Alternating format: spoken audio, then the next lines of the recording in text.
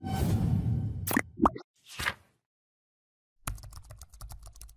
friends, in this quick tutorial I'm going to show you how to clear WordPress cache from cpanel. But before getting started this video, don't forget to subscribe. How to 1 minute. So first of all, you have to open your website cpanel, and inside of this search box, search here cache